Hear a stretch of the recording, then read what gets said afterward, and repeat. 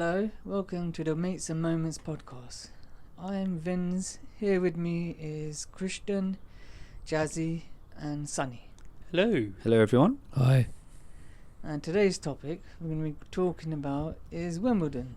It's just around the corner. And I thought I shall lead on to Wimbledon as I tend to watch Wimbledon quite a lot.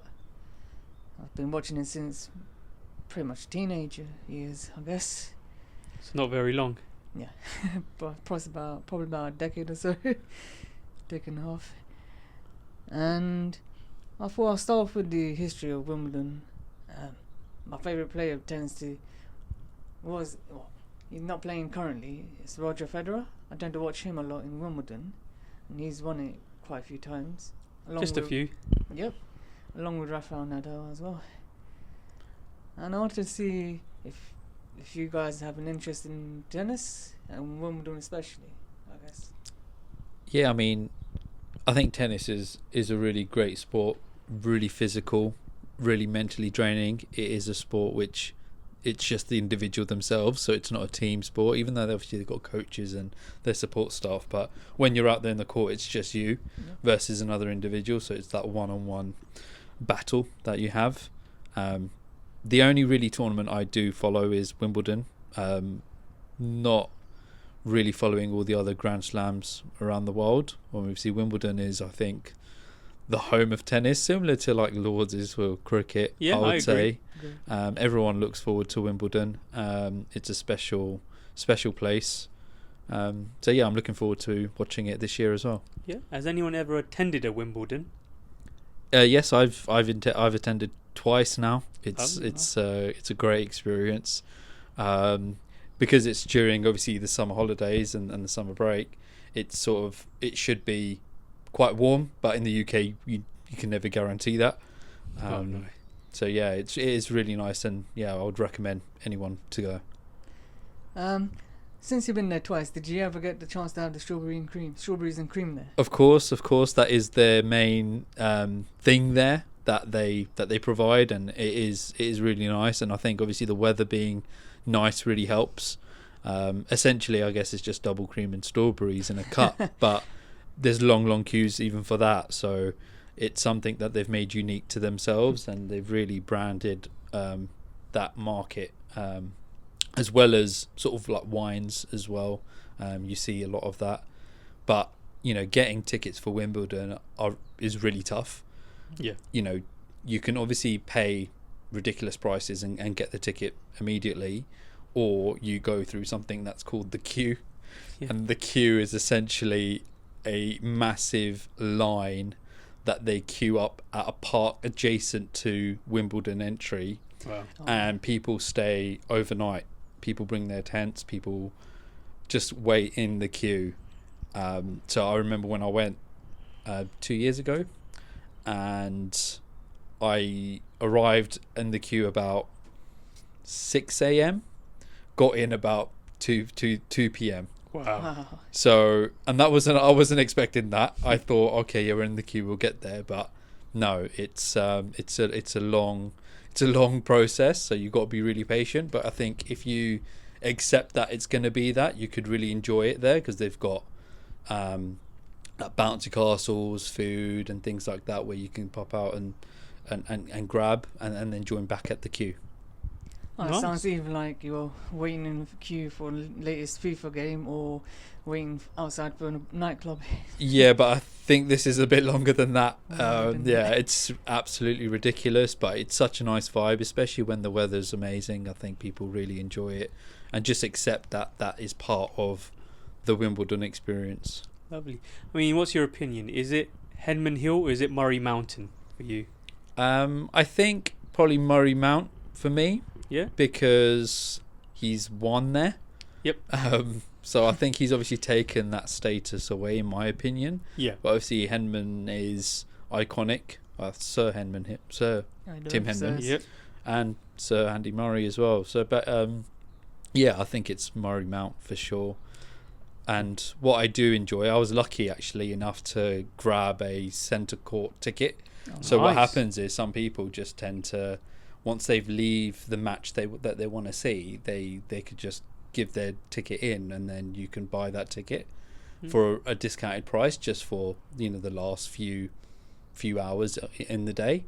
So I was actually lucky enough to watch Andy Murray the first time I went in centre court, so that was obviously really good. And the second time I went into court 1, which is also really good, really iconic stadium at Wimbledon, where I watched Ons Jabeur, but it was earlier on in the round, so obviously she passed that, but it was the year she lost in the final. Oh, nice. So with the first one you saw for Andy Murray, who did he play against? I can't remember. It was again earlier on in the tournament, and this was a long time ago. So I can't remember specifically who that was, but he did win and go through. That's good. So in terms of past winners, we obviously mentioned Andy Murray's won it, Roger Federer, Rafael Nadal. Of the current winners, there is Carlos Alcaraz. He's won it twice in a row, and I believe, there's quite a few of the legends who have won it quite a few times in a row. Roger Federer has won it 4 in a row. 5. Wow. That's 5. Is it 5 in total or 4 in a row? I think it was 5 in a row. Yeah, because there was someone else who also was it Bjork? What's his name? That old tennis player. I think he also had like 5. Bjork. Yeah, Bjork. Yeah, I think he had. Because someone who won 6 in the mid to I thought it was early 5. 90s. I guess whoever wins Wimbledon is given that status of, wow, this is impressive. Like it's sort of beyond. I don't want to discredit other tournaments or Grand Slams, but it does seem like the biggest. I guess maybe it's a bit biased because we are British and we are from here. That's why we're bigging it up so much. But yeah, for me, whoever wins Wimbledon is seen as the best, I would say. Yeah. So Alcaraz, you mentioned, he's won 2 in a row. Can he do it again? That's the question. We'll see. Could join number 1 on the list of people to win it 3 times in a row. Either the pressure is on it or on him, or he's going to rise to the occasion. Yeah, I think in the new crop of tennis players, it's quite tough, I think, out there. I think he needs to not be complacent, and he needs to still work as hard to be worthy of that championship. Okay, so from there, I would say, what are your predictions for this year's Wimbledon? So I'll start off with Christian. Right. Well, maybe Alcaraz again, a trifecta, triple, hat trick. Yeah, I mean, I think I would love to see him win it again. It would be great because I sort of feel like he's taken over, or he's just continued the success of Rafa Nadal. So I'm like, yeah, and because he's Spanish, so I'm sort of making that link. But it's great to see that they are producing, these great tennis players, and for him to continue that way. So yeah, I think Alcaraz for me. But even in the women's game though as well, like I would say Sabalenka for the women's. I think she's really strong, but I would also love to see Ons Jabeur win because she was in the final, I think, last year or two years ago. Yeah. And I would love for her to have won it because she's never won it, and she's lost in the final twice now, I think. So it's I would love her to win it. Wow. Yeah, I'll echo the same sentiments as well in terms of, and I've got another reason, not just because that they're both great tennis players, but they both support Real Madrid, so so Alcaraz for me and Jabeur as well for me, for the men's and women's this year. Jabeur, but feel sorry for her a little bit, 2 finals, came really close, and just no cigar for her really, so hopefully she can do it, and as kind of Sonny just mentioned, Alcaraz, doing well on form. Chris mentioned, could be a hat trick for him. He's got some competition though. It'll be interesting to see, people like Sinner, who can push him all the way. But it'd be really interesting. But for me, Alcaraz, I like him. Yeah. Oh, I just checked on Wikipedia, my friend Wikipedia, Vince, and Federer and Bjorn have both won it 5 times in a row. That's the most consecutive wins. No, thanks for the stat check. Well, it's between you and Wikipedia, you can have a debate. Okay, Wikipedia. He You're wrong. he could go on and edit it and put it as 6. Yeah. 6 out of 8, yeah. Just have to find that website now. I looked at it. I don't want to miss out like the key, competitor of Alcaraz is obviously Djokovic, and he's been there for years and years and years. So he's still a heavy favourite. Oh yeah, the experience factor as well. Yeah, throughout all Grand Slams that he's in, like it is really difficult to beat him. But that is just credit to him and how long he's gone for and how relentless he is. It's amazing. Yeah, I think that's a fair point in terms of Djokovic. But I guess I probably was just thinking, Djokovic, come on now.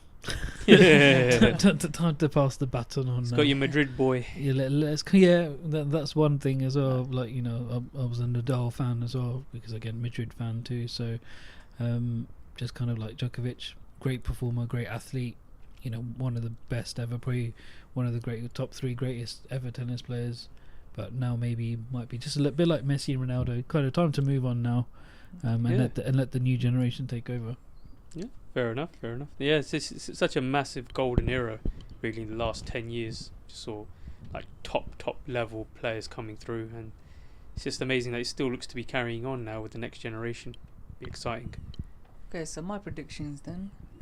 I guess Alcaraz is mentioned, Djokovic is mentioned. I guess dark horse, I reckon, is Nick Kyrgios. Do you reckon? Yeah, I don't know if it was last year or the year before. He had decent. He got to the semis, I believe. He did well. Controversial figure. He seems to have that. Yeah, he's controversial. Oh, right? care to elaborate? I think he got injured, didn't he? Yeah, he did. So then he did a bit of commentary, which he did really well in, by the way. I really enjoyed listening to his perspective on things. So yeah, but obviously it'd be great to see him out on the court. He seems to be quite open as well, even on social media. Like talks about mental health, which I think is quite good on him, I guess. Mm-hmm. He gives a different side of a person's mentality of how he deals with in his profession. Yeah, especially the image that he kind of shows off as well, and how he is, and he's such a maverick player in tennis, and tennis doesn't have many of those maverick players really, so it's quite good to kind of see that side. I think what is it, that Russian guy, was it Medvedev? Yes, he's a little bit of a maverick as well within the sport. So it's quite good to see that kind of side, and as Sonny mentioned, because it's an individual sport, it's quite interesting to see how it's their personalities, isn't it? Exactly. Yeah. So it's really interesting. There's a to see German one as well, Alexander Zverev. Okay. He's one to watch out for, I guess. He tends to make it closer to the end of the tournament. So quite a few, and as well as Sinner we mentioned as well before. Yeah. I mean, even an up and coming British tennis player is Jack Draper. Like, I'm not saying he's a favourite to win it, but he can really improve. He can really push these top level guys, and it'll be great to see him. I guess be the next Andy Murray if he can. I know the big pressure there. How are you going to get that alliteration through with the Draper? I don't know, actually. Yeah. Draper dugout. Draper dugout. Whoa, nice one, Vinzy boy. The dugout, Draper's dugout. Love it. Yeah, be really interesting. I mean, one thing I remember Nadal is his grunts. I mean, I think these tennis players, they have like a distinct signature grunt when they're getting all out effort. Yeah. I mean, the way just Rafael Nadal, no, it sounds like he's putting effort, but then it's just like he's caressing the ball at the same time. So it's more like a it's like a bit laboured, but it's like he is putting the intensity there. But I'm sure you guys know there's other signature grunts that you may have heard. Yeah, Vinzy, can you do your impression of the Nadal grunt? I don't think that was it. I think that was too grisly there. I think that was more me. I think you should do Maria. I think you should do Maria Sharapova's grunt. No, I don't even know if she does it. No, I don't tend to put it that low. I don't think I don't want to get anything. I don't want to get raised any suspicions. Yeah, I think Djokovic does it well. Djokovic did that video, didn't he, when they played in that doubles? Funny, and he was just copying the ladies. That's quite fun to see, though, isn't it? Really good because to see, obviously it's such a serious sport, I guess, when it comes to the competition itself. But when they have that fun interactions, it's nice to see them actually having fun. Yeah, 100%. I think as a game we should each do our own grunt now. Well, you guys have cricket grunts. Well, I just tend to get overexcited when There's a close call. Yeah, me, Sonny, and I less so. We don't really have grunts and moans and groans as much as you do over there. We don't put the effort in. And yet we still do better. Or basically, you guys are smart with your Effective, yeah. Effective. smart and effective. Effective, yeah. Efficient. Yes, definitely. Something I'm the opposite of.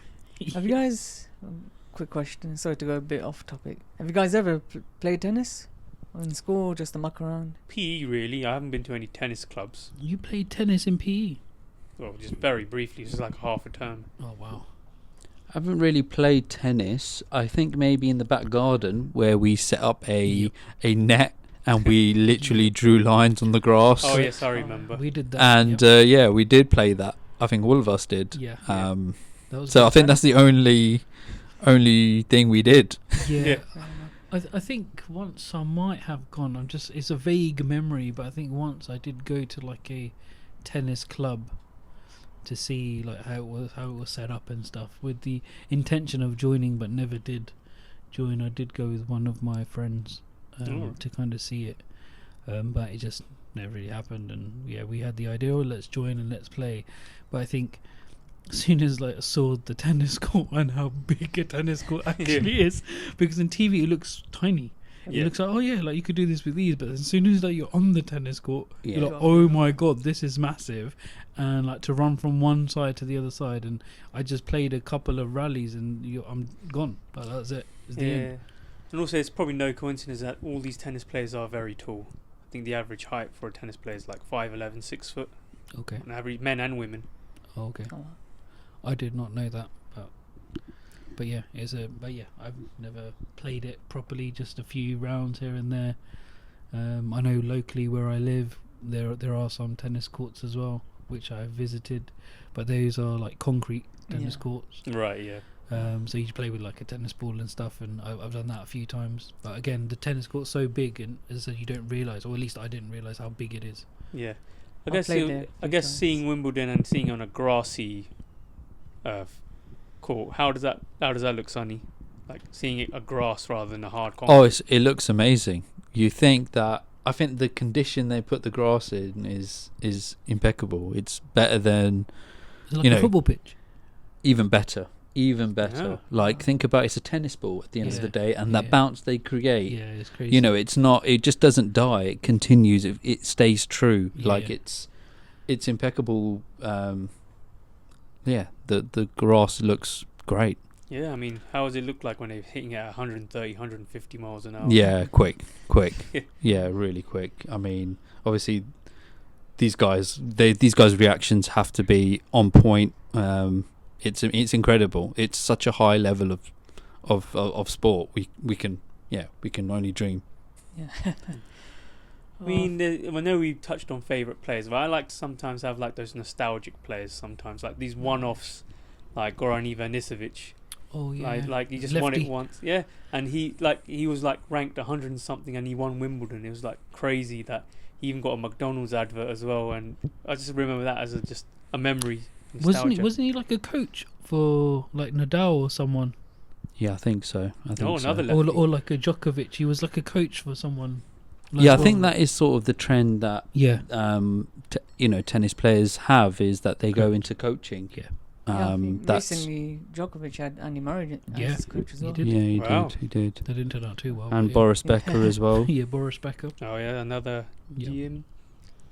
It's interesting to see, former rivals, and one of them becoming their coach. Imagine it being Mourinho being Pep's coach.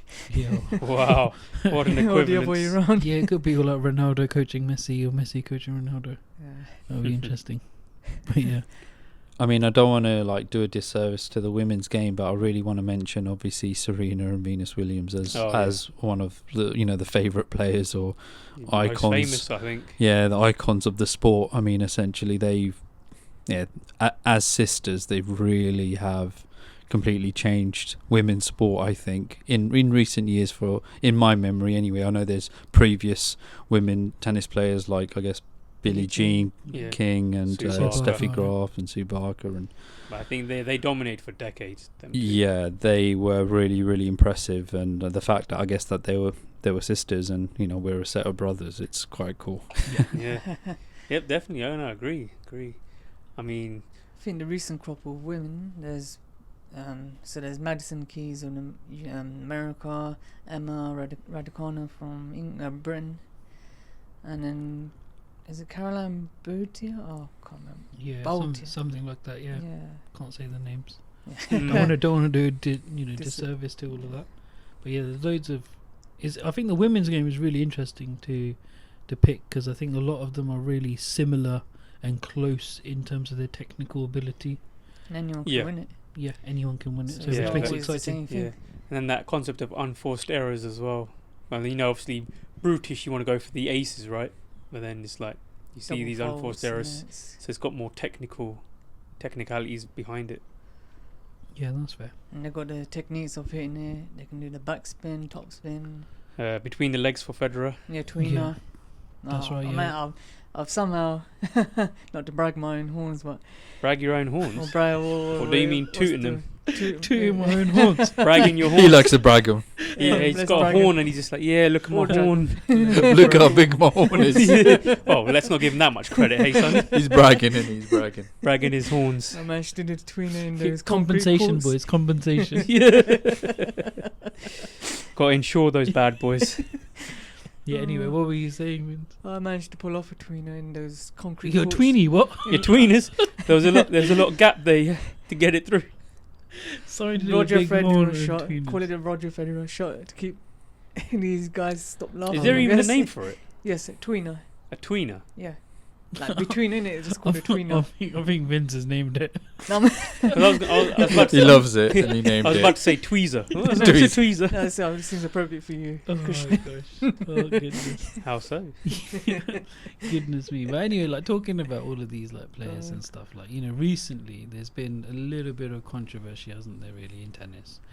Just as a general, not like Wimbledon per se, but just generally there's been a little controversy. I know Djokovic kind of spoke about it, and the controversy I'm talking about is the kind of ban that's kind of been on a couple of tennis players. Yeah, the doping ban. Was it doping ban, wasn't it, right? On, what was it, Sinner and Sabalenka. And like I think the controversy was around that they got banned for 3 months or something like that, but they were still allowed to play in the next tournament. So it was like, what is their ban basically? And I think Djokovic spoke about it, didn't he? I think it was something like that, but you can Yeah, clarify. that just sounds so No, inconsistent. I think wasn't it they played and then after they figure out, then they got banned and they still kept their ranking points as well. Yeah, I think they did keep their ranking points, and I think that they also, like, the ban that they served was like on the off season there was no tournaments, so they weren't going to miss a tournament anyway. Go on. So shouldn't there be like a peer review about the length of bans? Because some sports like football, they'll ban it for a year and then 6 months. Yeah, I think they do it by individual case. Yeah. So is it less level of severity, level of dosage? Yeah, there's all those Depends factors on get in. drugs. Yeah, all of those you get taken into consideration. Like, for example, when football, Paul Pogba got banned for an unknown substance, but he pleaded guilty. He got wherever he got, how many years he got. I think in Yeah. Sinner's case, from what I recall, was he said there's something from someone from his team did a mistake, and then he ended up firing them Okay. and just got a new team or whatnot. Yeah, if I'm sure. Okay. not So mistaken. yeah, so probably showed repentance, and Repentance or not showing accountability? who knows? But anyway, he'll be playing. He'll Yeah, be s- back. Probably just shows you the amount of pressure he must Yeah, feel he- to try and keep performing at this level, I guess. I think he did mention about his how it affected him mentally, I guess. Yeah, of course, naturally would. So Wouldn't it? even though he did try his best to, Yeah. he wasn't trying to prove his. Yeah.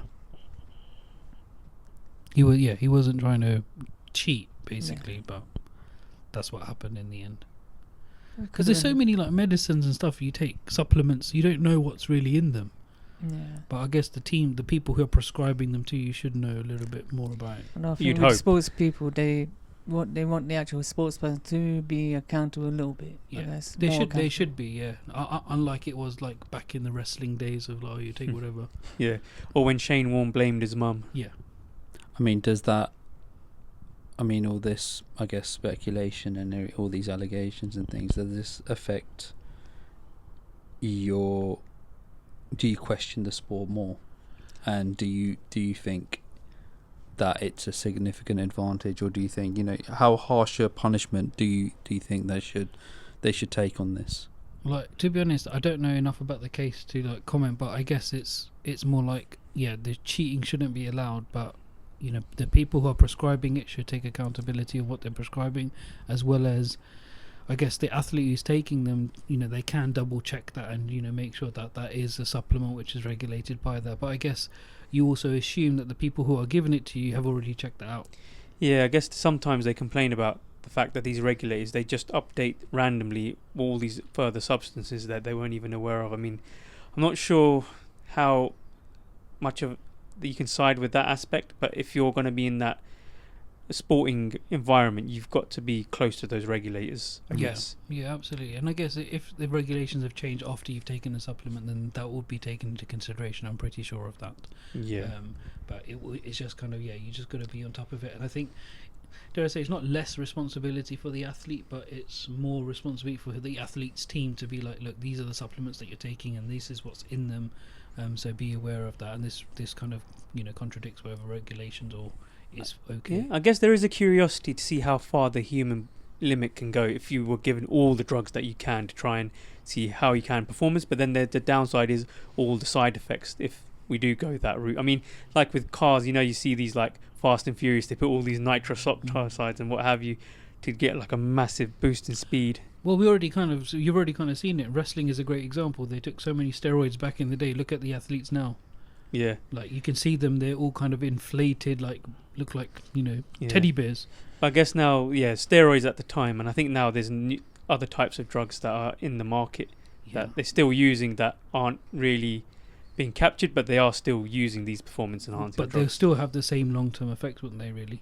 They're still going to damage the body. They're not going to enhance the eventually, body. yes, but I guess in terms of study, there's probably not much on it yet. But yes, there'll always tend to be a side effect with anything that you ingest in your body. I agree with that wholeheartedly.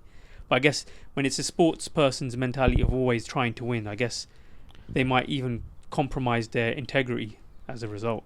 Yeah, then I guess they're not really a good sports athlete then, isn't it, really? They're not sporting, eh? Yeah, so they're not a great sports athlete if that's the case.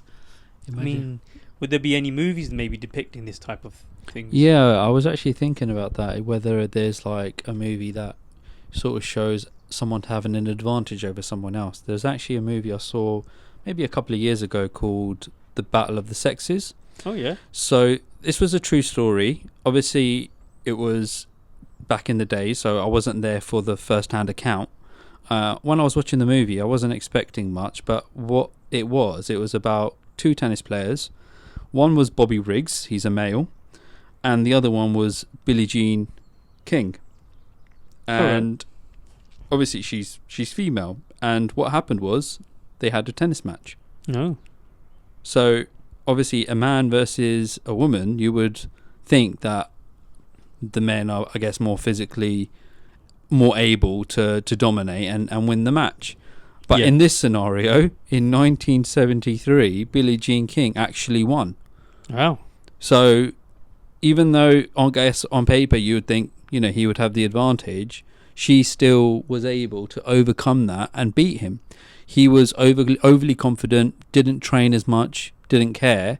She did the complete opposite, really went for it, really went to prove the women's game and how important it was, and actually won the game. So it's a film I definitely recommend people watching, and I think, it was really, really quite interesting to see. It's got Steve Carell and Emma Stone in it, so wow, really quite good actors as well, and really interesting. So definitely recommend that. Is it on Netflix? I can't remember. I cannot remember. I don't think it is. No. But another film which is, I guess, tennis related is obviously about the Williams sisters. Biopic. So it's called King Richard, and it stars with Will Smith, who plays Serena and Venus Williams' father. Oh, yeah. And it's how much effort he's put into their work in training and sacrifice that him and his family had to go through. this Williams sisters isn't just them two. They've got multiple siblings who all lived in small rooms, all sort of slept together in one little room, and then now it's like they've absolutely repaid him back for all his sacrifice he's done. And I think that was such an amazing film as well. Oh wow! Oh yeah, there was that film Wimbledon itself, wasn't it? Oh yeah, there Wimbledon was. film with There Kirsten was. Dunst or something. But I wasn't too sure about.